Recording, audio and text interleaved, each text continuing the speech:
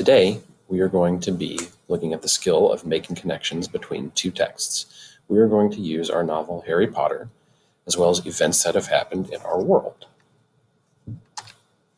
First step is, what is making connections? Very simply, making connections is finding a similarity between two things. You have a connection to your friend if you like the same food, have the same sense of humor, like the same Netflix shows, that kind of thing.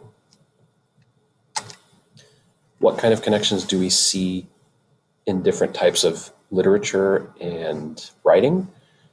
Well, there are real people and fictional characters that can have connections.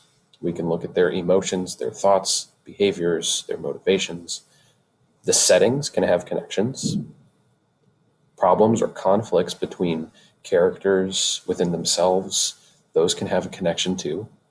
And themes, the big lessons that people learn and the big lessons characters learn, can also have a connection.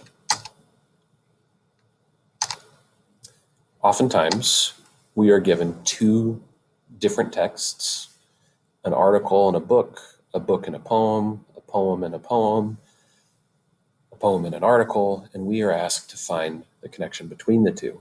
This is typically during an assessment of some kind. So we do that by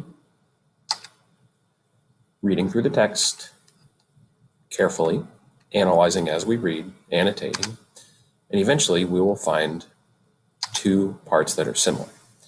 The way that we can use a graphic organizer to help with this is we make a T-chart where the middle column holds the similar information between the two different texts. We're going to take a look at this poem and this excerpt as practice.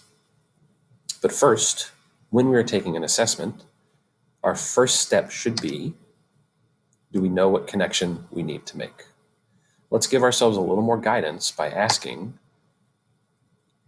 what does the question want me to think about? So we look at the questions to know what we should look for.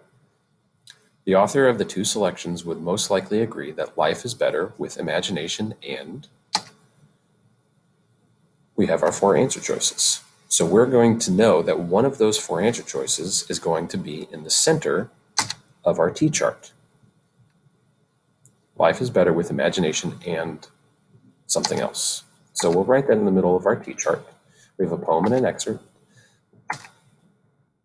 This is a big idea, right?